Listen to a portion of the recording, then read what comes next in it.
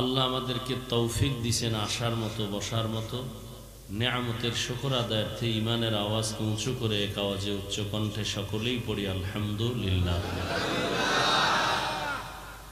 দরুদ ও সালাম সৈয়দুল মুরসালিন রাহমাতুল লিল আলামিন শফিউল মুজনিবিন খাতামুন নবিয়্যিন সৈয়দুস সাকালাইন ইমামুল মুরসালিন শফিয়ে আযম রসুল আকরম রহমত আলম নবীউল আরব আল আজম হাবিব কিবরিয়া আশরফুল আম্বিয়া সৈয়দুল আম্বিয়া শফিয়ে মাহশর সাকি কৌসর आका नामदार मदीना का ताजदार आफ्ताब नबूवत फ़ख्र मौजूदात सैयदुल मखलूक़ात हज़रत मुहम्मदुर रसूलुल्लाह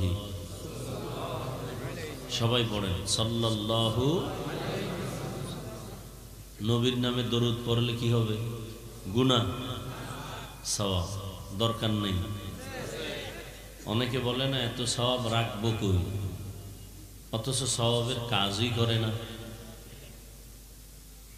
আর অগণিত নেক আমল নিয়েও কিয়ামতের দিন বিপাকে পড়ে যাবে।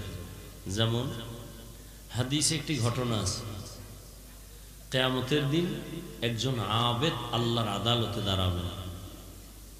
কত বড় সে ইবাদত গুজার আবেদ। নবীজি বলেন লোকটা 500 বছর টানা আল্লাহর ইবাদতে কাটাইতেন। কিয়ামতের দিন আল্লাহ হাজির করবেন আদালতে আর বলবেন তুমি জান্নাত চাও? বলে অবশ্যই। তো জান্নাত যে চাও কিসের বিনিময়ে?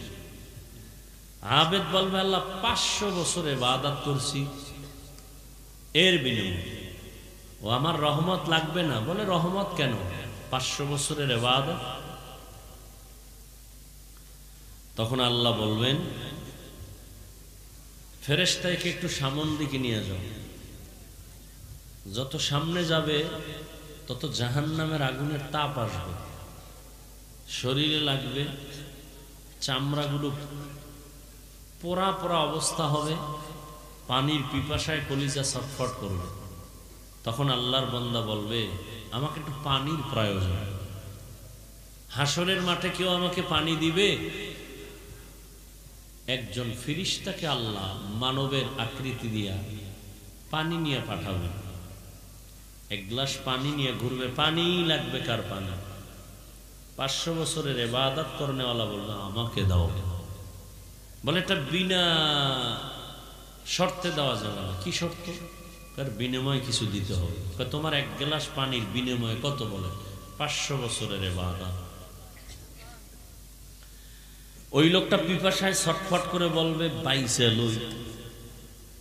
ইবাদত পরে বলবে ঠিক আছে 500 বছরের ইবাদত দিলাম, পানি দাও।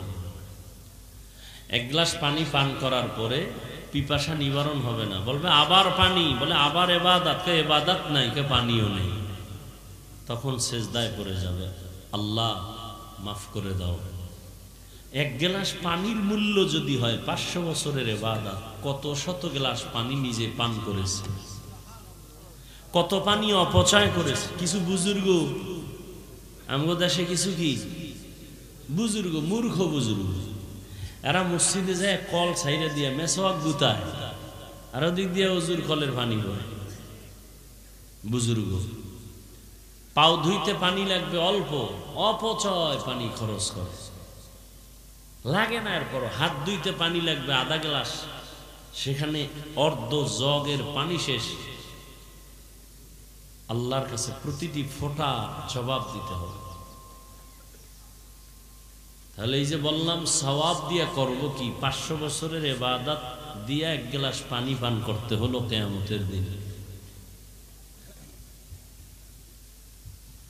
হ্যাঁ, এরপরও যে সওয়াবের কাজ আমরা করি এর কবুলের কোনো গ্যারান্টি আছে? আছে? যারা নামাজ পড়ি, রোজা রাখি, পর্দা করি, হালাল খাই, আল্লাহর কাছে কোনো দিনের সেজদা কবুল হয়েছে? গ্যারান্টি? তাহলে এত বাহাদুরি কেন? আর যাদের কবুল হওয়ার গ্যারান্টি পাইছেন 10 জন সাহাবা টিকিট হাতে আসছে জান্নাতে, এদের জীবনের আমল কি? কবুল। এরা গ্যারান্টি পাইয়াও মৃত্যু পর্যন্ত আজীবন কান্না কান্না কান্না কান্না। তাহলে তাদের তুলনায় আমগো তো গলায় রশি লাগায় সারা জীবন কান্না উচিত। কিন্তু কপাল খারাপ, নিজেও কাঁদি না, কেউ কান্না করলেও তা সহ্য করি না, পছন্দ করি না। আল্লাহ হেদায়াত দান করে।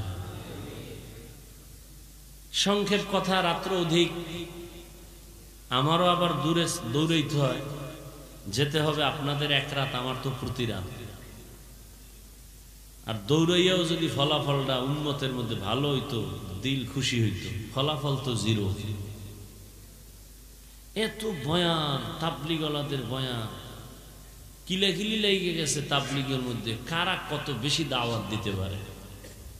কি লোক জমাইতেছে, এই আমগো দলে লোক বেশি, আর এক দলখানে আমগো দলে বেশি। কি গাঞ্জাখোর না, কাজ চলতেছে। দুই দল ভাগ হইয়া কাজ কমছে না বাড়ছে? কথা বলেন। আর ভাই সত্য কথাটা স্বীকার করতে সমস্যা কি? দুই দল ভাগ হওয়াতে কাজ কমছে না বাড়ছে? বাড়ছে। আরো 4 দল হলে আরো বাড়বে। মাদ্রাসা কওমি মাদ্রাসা একটা না অনেক? মাদ্রাসা অনেক হওয়াতে ছাত্র কমে গেছে। যাই হোক, তো সংক্ষেপ কথা, সকলের পরিচিত একটা আয়াত পড়ছি, সবাই পারেন, কোরআন শরীফ পড়তে না জানলেও পারেন। আলিফ লাম মিম পারেন তো?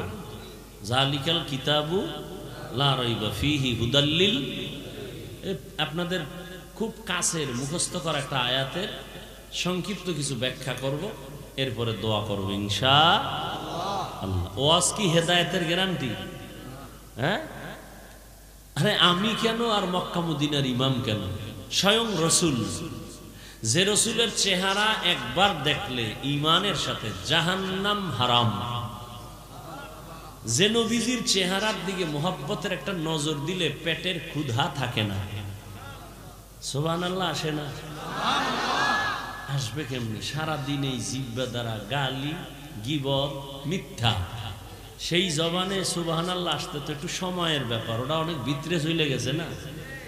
এর উপরে দিয়া মিথ্যা দিয়া কাবার, এর উপরে আবার কাবার দিছে গীবতের, এর উপরে আর একটা কাবার লাগাইছে গালাগালি, এতগুলো ঠেইল্লা সুবহানাল্লাহ এতে তো সময় লাগে। আল্লাহ হেদায়াত দান করুন। আলিফ লাম মিম এগুলোকে বলে আরবি বর্ণ। এরকম 29টা বর্ণ আছে, যেই বর্ণগুলো না চিনলে আরবি চিনে না। আরবি বলা আর চিনা এক না।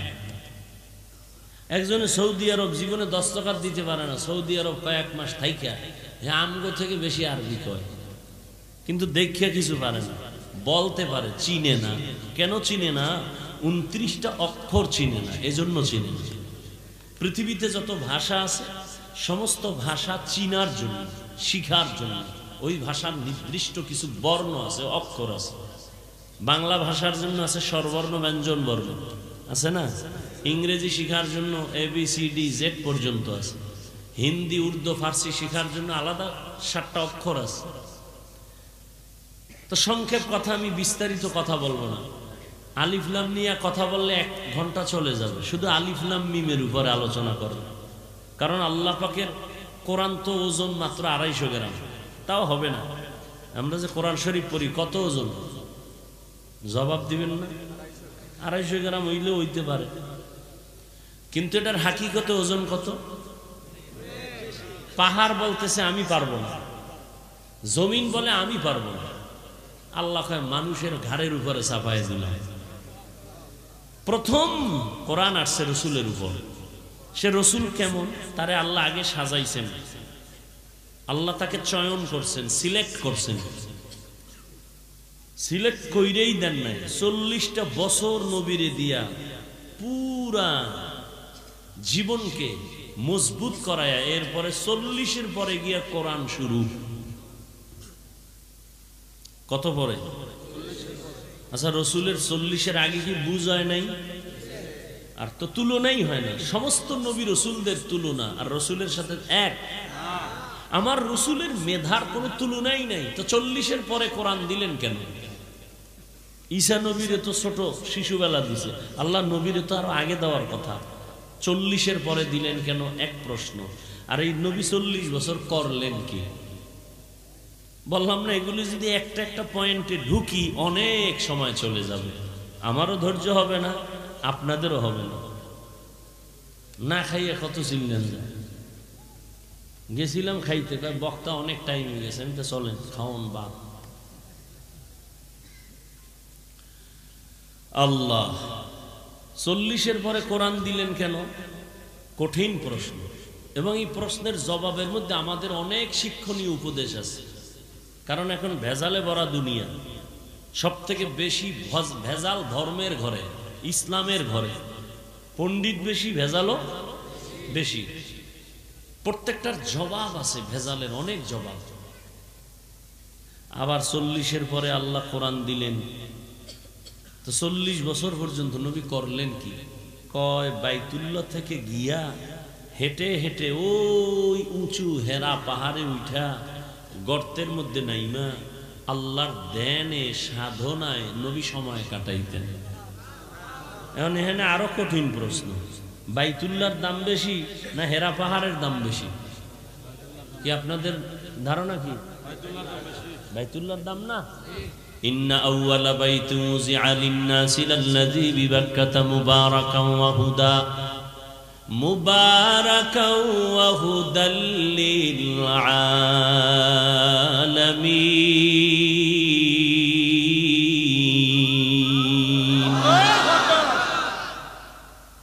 এই যে আল্লাহু আকবারটা বললেন, এটা কি ফ্যাশন? না, এখন তো সব ফ্যাশন হয়ে গেছে, স্টাইল। একজনে কোরআন তেলাওয়াত করে, পিছে বই আর একজনে আমাকে বরিশালে গ্রাম্য ভাষাকে পাইল দেয়, পাইল। ওই টিউবওয়েল বয়ায় না তো, ওই যে ধাক্কা দেয় হেলেকে ফাইল দেয় 10 জনে। আরে ভাই, আল্লাহু আকবার যদি আপনি আল্লাহর মোহাব্বতে কোরআনের আকর্ষণে দিল থেকে আসে, সওয়াব হবে। ফ্যাশন করবেন, ওয়াল্লাহি কোনো সওয়াব নেই। ফ্যাশনের নাম ইসলাম নাকি? ফ্যাশন কেন, স্টাইল কেন? একজনে স্টাইল করে সালাম দেয়, আসসালামু আলাইকুম, স্টাইল। হুজুর কেমন আছে? তো হুজুরও স্টাইল বুঝে জবাব দিছে, শুকুর আলহামদুলিল্লাহ। হুজুর শুকুর বললেন কেন? শুকুর না বললেন? কপাল আমারটাও খারাপ, তোরটাও খারাপ। কেন? কয় আমার শুকুরের নক্তাটি তুই সালামে লাগাই দিস। সিনের নক্তা কই লাগাই দিছে? সালামে। তো আমার শুকুর ছাড়া উভয় কি? স্টাইল। সালাম দেয় আসসালামু আলাইকুম, তার মানে তোর উপরে ঠাডা ভরুক। হে আবার ঘুরে একে ওয়ালাইকুম, তোর উপরে আগে ভরুক। সালাম, স্টাইল। অযুবক, বিএ পাস করলা, মেট্রিক পড়লা, আইএ পারলা, ইংরেজি পারো, কি বলে বাংলা পারো, অঙ্ক পারো, জ্যামিতি পারো, বিজ্ঞান পারো, ভূগোল পারো, ইতিহাস পারো, লজ্জা করে না? আসসালামু আলাইকুম এই দুইটা শব্দ শুদ্ধ পারো না? তো মুসলমানের সন্তান। আর এক বদমাস মানুষরূপী হায়ওয়ান ঢাকায় বসে বলে শুদ্ধ সালাম দেওয়া জঙ্গির পরিচয়। নাস্তিক মরে গেছে মনে হয় সব, না? তোমরা না স্বাধীন কইয়া নাকে তেল লাগায় ঘুমাও, স্বাধীন মানে নাস্তিক সব মরছে। তো নাকে তেল লাগায় ঘুমাও কেন? আর বলো কেন দেশ স্বাধীন? মুসলমানের সন্তান তো স্বাধীন বলবে ওই দিন যেদিন ইসলামের স্বাধীন হবে। মুসলমান তো স্বাধীন বলে ঘুমাবে সেদিন যেদিন ময়দানে সব জায়গায় কোরআনের আওয়াজ চলবে, কোনো সুদখোরের, কোনো ঘুষখোর, কোনো বেনামাজির থেকে অনুমতি নেওয়া লাগবে না। মুসলমান তো নির্বিঘ্নে স্বাধীন বলে ঘুমাবে সেদিন যেদিন এদেশের প্রত্যেকটা মাদ্রাসা মসজিদের কমিটির মধ্যে কোনো বেনামাজি থাকবে না, কোনো সুদখোর থাকবে না, কোনো ঘুষখোর থাকবে না। ওয়াজ মাহফিল, সেখানে আবার সুদখোর সভাপতি কেন আছে না? নাই বানাইছে কেডা? আওয়ামী লীগ। শিয়ালের মুরগি দিছে আমানত, 3 দিন পরে খাইবে। শিয়ালে কয় দোয়া চাই, মাফ চাই, জিন্দা কেন, মরাও ভাবা না। শিয়ালের হাতে মুরগি দিলে যা হয়, ধর্মের চাবি সুদখোর আর বেনামাজির হাতে দিলে তাই হয়। আল্লাহ হেদায়াত দান করেন। নবীজি বাইতুল্লাহ বাদ দিয়া কই গিয়া ধ্যান করেন? ওলামায়ে কেরাম ভুল হইলে ধরায় দিয়েন সবার সামনে। বাইতুল্লাহর দাম বেশি না হেরা গুহার দাম বেশি? বাইতুল্লাহ থুইয়া হেরা গুহায় কেন? যেই বাইতুল্লাহর দিকে তাকাইলে সওয়াব, যেই বাইতুল্লাহর বাউন্ডারিতে একবার আল্লাহ কইলে 1 লক্ষ বার আল্লাহ বলার সওয়াব, সেই বাইতুল্লাহ থুইয়া হেরা পাহাড়ে কি একদিন, সপ্তাহকে সপ্তাহ, মাসকে মাস আসে না? আম্মাজান খাদিজা নাস্তা নিয়ে, মহিলা মানুষ, সেই পাহাড় বে বে বে বে উপরে গিয়া নবীরে নাস্তা দিয়ে আসে। এখানে শিক্ষণীয় কিছু নাই? বাইতুল্লাহ রাইখা হেরা পাহাড়ের ধ্যানে নবী কেন?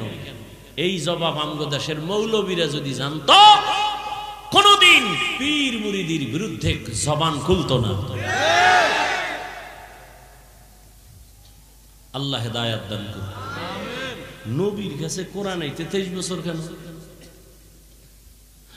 নবীর কাছে কোরআন আসতে যদি 23 বছর লাগে, সেই কোরআন আপনি রাতারাতি পইরা মুফাসসির আছে না নাই? এত সোজা। 12, 13, 14, 15, 20 বছর ডাউলের ভানি, আর 24 ঘন্টা খালি কোরআন রিসার্চ করলাম, ওলামায়ে কেরাম, এরপরও কেউ পরিপূর্ণ বুঝে না, কয় আমি অল্প বুঝছি, এর বাইরে অনেক বুঝ রয়ে গেছে। আর তুমি রাতারাতি বাংলা বইরা মুফাসসির। আল্লাহ হেদায়াত দান করুন। তো আলিফ লাম মিম অক্ষরগুলো আল্লাহ দিছেন, মূলত এই অক্ষরগুলোর কোনো অর্থ নাই। কি নাই? দিলেন কেন? মুমিনের ঈমানকে পরীক্ষা করার জন্য। অমুমিন, তুমি কি আল্লাহর কোরআন বুঝলে মানো নাকি না বুঝলেও মানো? যদি কোনো মুমিন বলে আমি বুঝলেও মানি না বুঝলেও মানি, সে মুমিন। আর যদি বলে আমি বুঝলে মানি না বুঝলে মানি না, সে 22 হাত পাগড়ি লাগাইলো বেঈমান। মুমিনের ঈমান পরীক্ষার জন্য আল্লাহ অক্ষরগুলো দিলেন। দ্বিতীয়, রাসূল বলছেন, যে ব্যক্তি কোরআনের একটা অক্ষর পড়বে, মান কারাআ হারফাম মিন কিতাবিল্লাহ, যে একটা অক্ষর পড়বে, আল্লাহ তাকে 10 নেক দান করবেন। সুবহানাল্লাহ। কয় নেক? যদি আপনি মোহাব্বত নিয়ে পড়েন আলিফ লাম মিম, সাথে সাথে 30টা নেক পেয়ে যাবেন। সুবহানাল্লাহ। বাকি কোরআন বুঝতে পারলে তো আরো আলহামদুলিল্লাহ ভালো, আরো মজা। পড়তে পারলে মজা, পড়ার পরে অর্থ জানলে আরো মজা, তাফসীর জানতে পারলে আরো মজা। চেষ্টা করা উচিত। কোরআন শিখেন, তরজমাও কিছু বাংলায় পড়েন। আপনার তো আর ওয়াজ করা লাগবে না, নিজে বুঝার জন্য পড়বেন। এবার আমি এখানে আর আলোচনা রাখবো না, সামনে আগাই। জালিকাল কিতাবু লা রাইবা ফীহি হুদাল লিল মুত্তাকিন।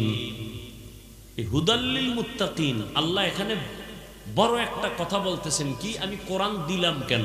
এর আগে কিন্তু অনেক কথা আছে, আমি বলবো না, শুধু আমি যে টার্গেট নিয়ে আয়াত করছি ওদিকে যাই। আল্লাহ কোরআন কেন নাজিল করছেন?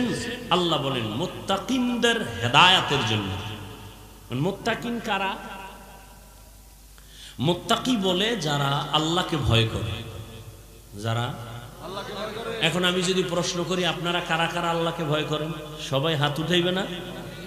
কি কইবে? হুজুর আলহামদুলিল্লাহ, তুলনামূলক আপনাদের থেকে আমরা আল্লাহকে বেশি ভয় করি। নামাজ না পড়লাম ঈমান তাজা।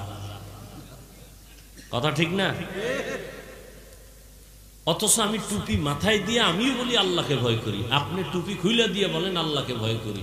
আমি দাড়ি রেখে বলি আল্লাহকে ভয় করি। আপনি দাড়ি কেটে বলেন আল্লাহকে ভয় করি। দুই ভয় কি সমান? আসলে ভয়ের হাকিকত আপনি বুঝেন নাই। যেমন একটা সন্তান পিতা মাতাকে ভয় করে, প্রমাণ তা মা বাবার সামনে অন্যায় করে না। কেন? কয় ফিডার ডর। একটা ছাত্র ভয় করে ওস্তাদকে, প্রমাণ কি? বলে ওস্তাদের সামনে কোনো অন্যায় করে না। কেন? বলে শাস্তির ভয়। ঠিক সন্তান মা বাবাকে যেমন ভয় করে, অন্যায় করে না, ছাত্র শিক্ষকের ভয়ে, শাস্তির ভয়ে, মাইরের ভয়ে অন্যায় করে না। ঠিক যেই মানুষ আল্লাহকে ভয় করবেন, ওই বান্দা গলায় ছুরি দিবে, দাড়ির মধ্যে ছুরি লাগাবে না। হরকে দারত খৌফে হক দর দিল মদম, জন্নতুল মাওয়া দেহাদ উরা মাকাম। যারা আল্লাহকে ভয় করবেন তাদের জন্য কোরআন হেদায়েত, ভয়ের নাম তাকওয়া। যারা আল্লাহকে ভয় করবেন তাদের নাম মুত্তাকি। আল্লাহকে যিনি ভয় করেন সে মুত্তাকিন, ভয়ের নাম তাকওয়া। যে আল্লাহকে ভয় করবে তার হাকিকত হলো সে গুনাহ করবে না। গলায় ছুরি লাগাবে কিন্তু দাড়ির মধ্যে ছুরি লাগাবে না। قال النبي صلى الله عليه وآله وسلم اتق المحارم تكن أعبد الناس। তোমরা অবৈধ হারাম থেকে নিজেকে বাঁচাও, তাহলে আল্লাহর কাছে তোমার মর্যাদা বেড়ে যাবে, মানুষের কাছে আল্লাহ সম্মান বাড়ায় দিবেন। আল্লাহর ভয়, যে ব্যক্তি আল্লাহকে ভয় করবেন সে গুনাহ করবে না। এবার বলেন, যে গুনাহ করবে না সে মুত্তাকি। মুত্তাকি মানে কি? যে গুনাহ করবে। যে গুনাহ করে না, গুনাহ থেকে বেঁচে থাকে, সে কি? আচ্ছা আমাকে বলেন, যে ব্যক্তি গুনাহ করে না মুত্তাকি, সে কি হেদায়েতের উপরে আছে না নাই? হেদায়েতের উপরে আছে বিদায়ী তো সে মুত্তাকি। কথা বুঝেন? কোরআন কি বলল? হুদাল্লিল মুত্তাকিনদের হেদায়েত দিবে। আরে মুত্তাকিন তো সে গুনাহ থেকে বেঁচে থাকে, এজন্যই তো সে মুত্তাকিন। সে তো হেদায়েতের উপরেই আছে। আবার কোরআন কেন বলে হুদাল্লিল মুত্তাকিন? মুত্তাকিনদের জন্য কোরআন হেদায়েত। ডবল কেন বললেন? মুত্তাকিন তো এমনিই হেদায়েতের উপরে আছে, বিদায়ী তো মুত্তাকি। হেদায়েতের উপরে যেই লোকটা আছে তাকে আবার কিসের হেদায়েত করবে? কোরআন। এর এক ব্যাখ্যা হলো আল্লাহ তাআলা তাকে ইবাদতের মধ্যে ইস্তেকামতের মাকাম দান করবেন। আমি গুনাহ থেকে বেঁচে থাকি, আমি আল্লাহকে ভয় করি, কিন্তু ভয় আছে না নাই গুনাহ হওয়ার? বলেন না কেন? আমি নামাজ পড়ি, জামাত ছাড়া নামাজ পড়ি না, তাকবীরে উলাও ছুটে না, কিন্তু ছুটে যাওয়ার ভয় আসেনি? আছে। ঘুমাইয়া গেলাম, ঘুমের মানুষ তো মরা। আমরা ঘুমের মধ্যে দোয়া তো তাই পড়ি, আল্লাহুম্মা বিসমিকা আমুতু, ও আল্লাহ তোমার নামের উপরে মরে গেলাম। তুমি যদি জিন্দা করো উঠতে পারবো না হয় পারবো না। ঘুমের মধ্যে তো মরে গেছি, আজানও শুনি না। কেমন ঘুমে মরা!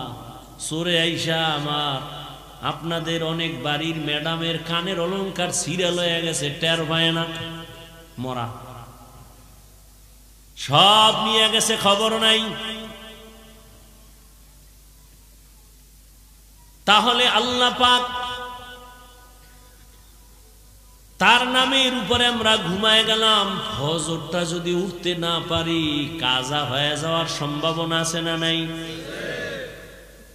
আল্লাহ কয় যারা মুত্তাকি আমি কোরআন দিলাম তাদের হেদায়েতের জন্য। তার প্রথম ব্যাখ্যা, আমি ইস্তেকামতের মাকাম দান করব, লাইন থেকে যেন পইরা না যায়, ধইরা থাকতে পারে।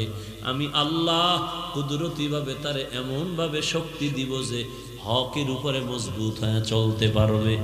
এই মুত্তাকিনদেরকে হেদায়েতের এক ব্যাখ্যা। ইস্তেকামতের মূল্য কত?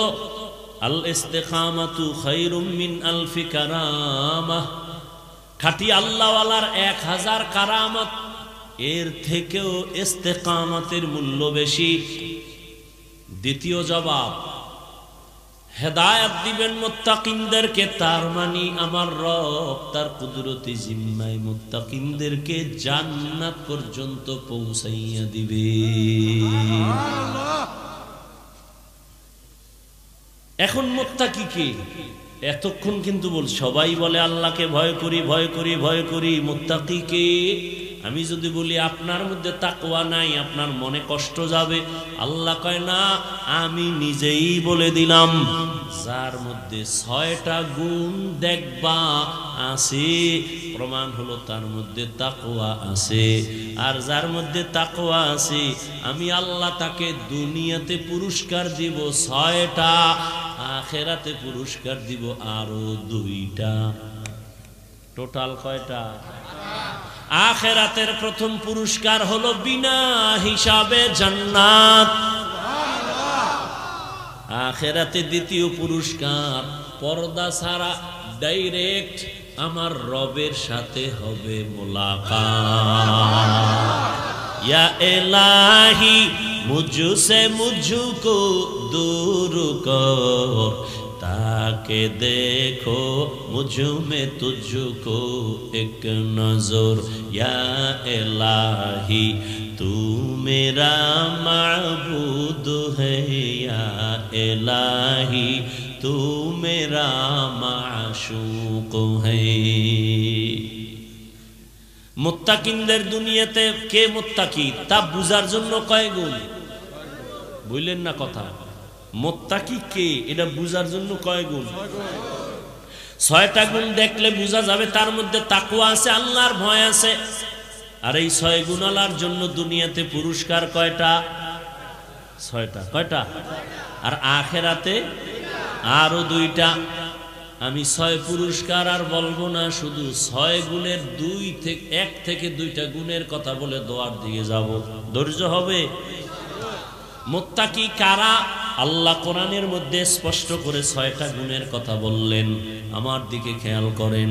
আল্লাযীনা ইউমিনুনা বিল গায়ব ওয়া ইউকিমুনাস সালাহ ওয়া মিম্মা রাযাকনাহুম ইউনফিকুন ওয়াল্লাযীনা ইউমিনুনা বিমা উনজিলা ইলাইকা ওয়া মা উনজিলা মিন ক্বাবলিক ওয়া বিল আখিরাতি হুম ইউকিনুন। এই 6 গুণ যারা মুত্তাকি, এদের ফলাফল নগদ কি শুনো? উলাইকা আলা হুদাম মির রাব্বিহিম ওয়া উলাইকা হুমুল মুফলিহুন। এরা হেদায়েত প্রাপ্ত, এরা বিনা হিসাবে জান্নাতি। আল্লাহ তাকওয়াওয়ালা জিন্দেগি আমাদের দান করেন। আল্লাহর ভয় কেমন তাকওয়া? আল্লাহর ভয় আমাদের মাযহাবের ইমামে আজম আবু হানিফা বড় কাপড়ের ব্যবসা করেন। পাইকারি কাপড় আনছেন, একটা কাপড়ের মাঝখানে দেখা গেল একটু ছিদ্র ছেঁড়া আছে, ওটাকে আলাদা চিহ্ন দিয়ে রাখলেন। কর্মচারীদের বললেন, এই কাপড়টা যদি বিক্রি করো বলে দিও কাপড়ের মধ্যে একটু খোঁটা আছে, দোষ আছে, টাকা কমায়া দাও। ইমামে আজমে কথা বলে চলে গেলেন। কর্মচারী কাপড় বিক্রি করেছেন, কিন্তু বলতে মনে নাই কাপড়ের ভেতরে দোষ আছে। পরবর্তী সময়ে ইমামে আবু হানিফা আসলেন, জিজ্ঞাসা করলেন কাপড় বিক্রি হয়েছে? বলে হ্যাঁ হয়েছে। বলছিলি নেই যে কাপড়ের মধ্যে কোনো ত্রুটি আছে? কয় মনে ছিল না। ইমামে আজম ভয় পেয়ে গেলেন, আল্লাহর কাছে আমি ধোঁকাবাজ হয়ে গেলাম নাকি? কর্মচারীর ধোঁকা দিয়েছি। লোক টাকা দিয়া ভাড়া কইরা বলে বাজারে ঘুর আর এলান কর, অমুক এত তারিখ আবু হানিফার দোকান থেকে কে একটা কাপড় নিছো, তাড়াতাড়ি তুমি টাকা পাবা, ফেরত নাও। এর নাম তাকওয়া। এইভাবে যদি কেউ ব্যবসা করত, এই দেশে কেউ খাবে কেউ খাবে না এই স্লোগান থাকতো না। কেউ বিদ্যুৎ গেছে টেরই পায় না, আর কেউ বিদ্যুৎ আইছে বলতেই পারে না।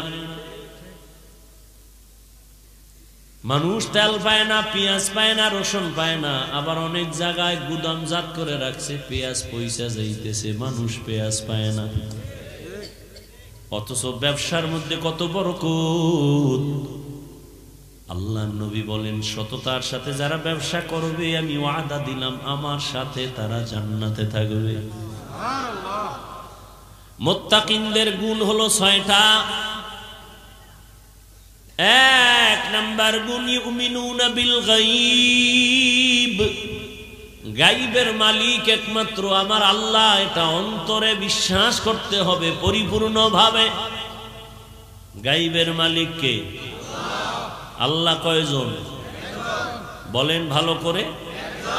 আল্লাহ যে এক, কোন দিক থেকে এক? সব দিক থেকে এক। মানে কি আল্লাহর মতো আরো আল্লাহ আছে? আল্লাহর গুণের মতো কারো গুণ আছে? আল্লাহর ক্ষমতার মতো কারো ক্ষমতা আছে? যদি কেউ মনে করে আছে, মনে করার নাম শিরিক। যারা মনে করবে তাদের নাম মুশরিক। মুশরিকদের জন্য জান্নাত হারাম। ওয়া মান ইউশরিক বিল্লাহ ফাকাদ হারামাল্লাহু আলাইহিল জান্নাহ। গায়বের মালিক আমার একমাত্র আল্লাহ। এই গুণে আরো কেউ গুণান্বিত আছে? রহমতের নবীর সামনে আবু জাহাল হাতের মধ্যে পাথর নিয়ে কয়, ভাতিজা বলো আমার হাতের মুষ্টিতে কি আছে? কয়, চাচা বললে কি হবে? কয়, যদি বলতে পারো আমি কালেমাওয়ালা মুসলমান হয়ে যাব। নবী বলেন, আমি বলতে জানি না। কেন জানো না? নবী বলেন, আমি আলিমুল গায়বের মালিক না। গায়বের মালিক কে? আল্লাহ। যদি কয় আমগো ফিসাবো গায়েব জানে, তাহলে আল্লাহর গুণের সাথে তুলনা হয়ে গেল না? এই তুলনা করার নাম শিরিক। গায়বের মালিক আমার আল্লাহ, আর কেউ না। নবী, আল্লাহ নবীকে বলে দেন, কুল লা ইয়ালামু মান ফিস সামাওয়াতি ওয়াল আরদিল গায়বা ইল্লাল্লাহ। হে নবী, আপনি জানায় দেন আসমানের বাসিন্দারা কেউ গায়ব জানে না, জমিনের বাসিন্দারা কেউ গায়ব জানে না। একমাত্র গায়বের মালিক হলেন আমার আল্লাহ। এই বিশ্বাস যার আছে সে মুত্তাকিনের প্রথম সিঁড়িতে আছে। আল্লাহ যে এককভাবে গায়বের মালিক, এই বিশ্বাস আছে তো? এটার মধ্যে কোনো রং আছে আলাদা? তাহলে মুত্তাকি হওয়ার 1 নাম্বার গুণ। দ্বিতীয় গুণ হলো ওয়া ইউকিমুনাস সালাহ। মুত্তাকি যারা, তারা নামাজ কায়েম করবে। কি করবে? নামাজ কায়েম করা এক জিনিস, নামাজ পড়া ভিন্ন জিনিস। আল্লাহ নামাজ কায়েম করতে বলেছেন, নামাজ পড়ার কথা বলেননি। এবার বুঝেন নামাজ কায়েম কি জিনিস। কায়েমের এক অর্থ জামাতের সাথে নামাজ আদায় করো। ওয়ারকাউ মা'আর রাকিঈন, রুকুকারীদের সাথে রুকু দাও, মানে জামাতের সাথে নামাজ আদায় করো।